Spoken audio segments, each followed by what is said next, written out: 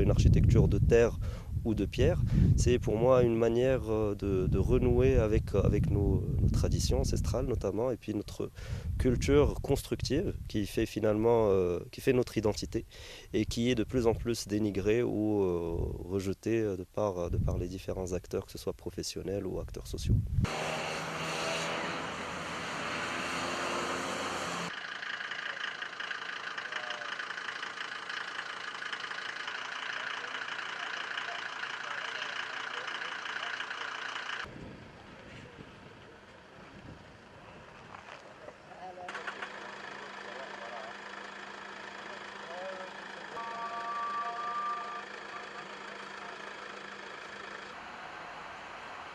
C'est bon?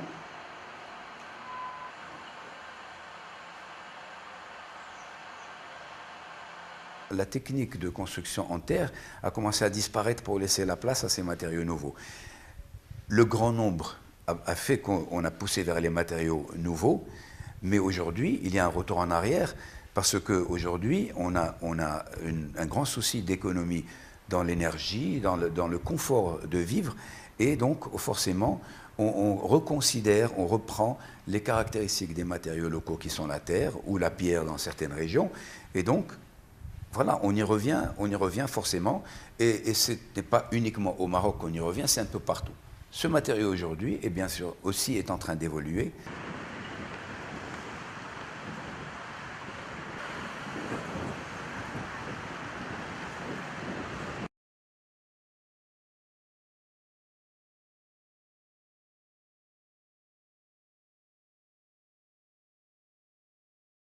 On n'a pas vraiment besoin de chercher plus loin pour des matériaux qui s'intègrent complètement dans le paysage de par leur tonalité, de par leur structure, mais aussi de par leur résistance et de par leur adaptabilité climatique au contexte duquel elle émane. Donc on va trouver que le pisé va être plus ou moins adapté là où on va le retrouver dans les plaines, et les roches, on va dire la pierre, beaucoup plus adaptée dans les échelles montagneuses par son accessibilité et sa disponibilité.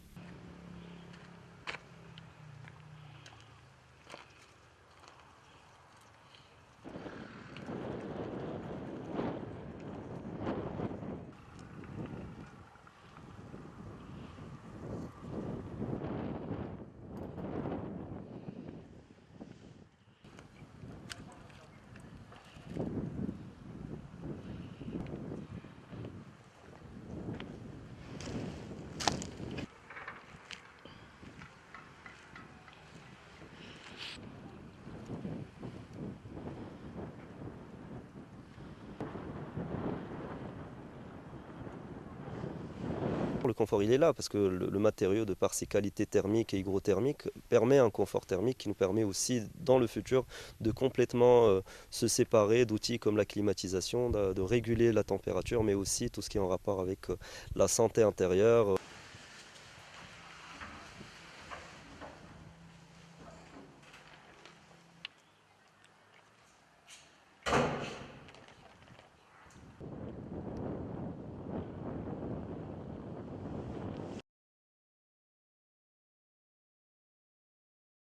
Le choix était très difficile parce que nous avons aussi eu des architectes de grand nom qui ont participé, qui ont présenté des projets très intéressants,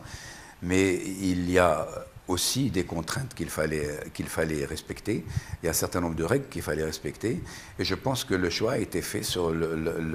l'architecte qui répondait le mieux à ces contraintes et au programme qui était fait pour ce concours.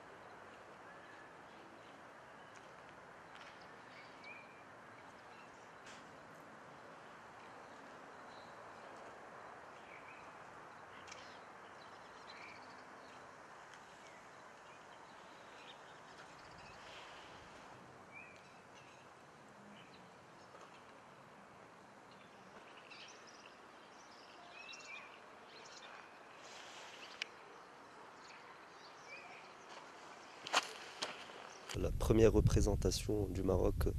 dans cet événement international, mais ensuite de par la responsabilité que ça a de justement représenter un pays aussi diversifié et aussi multiculturel, multiscalaire. Je pense qu'à travers ce pavillon, notre objectif est justement de montrer et de démontrer la possibilité de faire de manière très très contemporaine avec des matériaux qu'on a tendance à catégoriser comme des matériaux pauvres, des matériaux anciens, et de se dire que le futur finalement peut se trouver juste à côté.